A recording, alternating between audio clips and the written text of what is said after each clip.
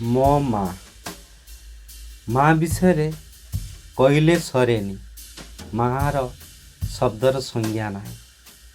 କଥାରେ ନାହିଁ ମାଆର ମମତା ଯାହା ପାଖରେ ଥିବ ନା କଣ୍ଟା ବି ଫୁଲ ହୋଇଯିବ।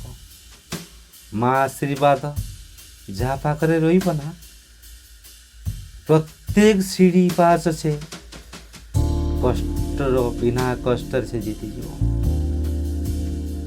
କଥାରେ ଅଛି ମା କରି କୋଳରେ କେତେ ମୁଁ କରିଛି ଅଳି। ଯେତେ ଭୁଲ କଲେ ବି ତୁ ମତେ ଦେଇନାହୁଁ କେବେ ଗାଳି। ତୋ ଆଙ୍ଗୁଠି ଧରି ଏ ଦୁନିଆ ମାଟିରେ ମୁଁ ଚାଲିବା ଶିଖିଛି। ତୋ ମମତା ନୟନରେ ମା ମୁଁ ସାରା ଦୁନିଆ ଦେଖିଛି। ମୁଁ ଯେବେ ଝୁଣ୍ଟି ପଡ଼ିଲେ ଆହା କହି ନେଇଛୁ କୋଳେ ତୋଳି। ମୋ ମଥାରେ ତୁ ଚଉରା ମାଟି ଦେଇଛୁ କେତେ ବଳି। ମୋ ଦିହ ଯେବେ ଗରମ ଲାଗିଲେ ତୋ ମନ ହୋଇ ଦୁଃଖ। ହାତ ମାରୁଥାଉ ରହି ରହି ପୁଣି ହୋଇଗଲା କି ମତେ ଜ୍ୱର। ମୋ ପାଇଁ ତୁ ନୀତି ଯାଉଥାଉ କେତେ ଦେବାଦେବୀ ମନ୍ଦିର।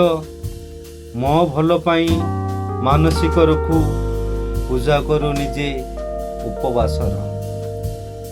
ଯେତେ ବି ବିପତ୍ତି ଆସିଲେ ବି ମତେ ତୋ ପଣତ କାନି ସାହା। ସେଇ ପଣତରେ ରକ୍ଷା କରୁ କେତେ ଖରା ବର୍ଷାରେ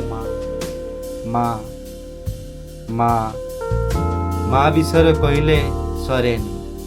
ମା ନିଜେ ଉପବାସରେ ରୁହେ ପିଲାକୁ ଖାଇବାକୁ ଦେଇଥାଏ। ତା ପିଲାକୁ ଶାନ୍ତିରେ ଖାଇବାକୁ ଦେଇଥାଏ। ମା ସମସ୍ତ ଦୁଃଖ କଷ୍ଟକୁ ଚାପି ରଖି ତା ପିଲାକୁ ମଣିଷ କରାଏ।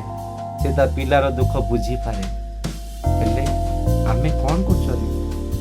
ଏଇ ମାଆକୁ କୋଉ ବୃଦ୍ଧାଶ୍ରମ କେତେ ଯନ୍ତ୍ରଣା ଆମେ ଦେଉଛନ୍ତି।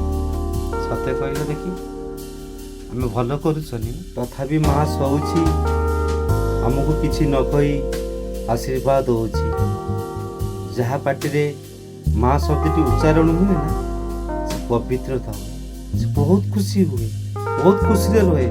ମା ଆଶୀର୍ବାଦ ସବୁବେଳେ ତା ଉପରେ ହିଁ ଥାଏ।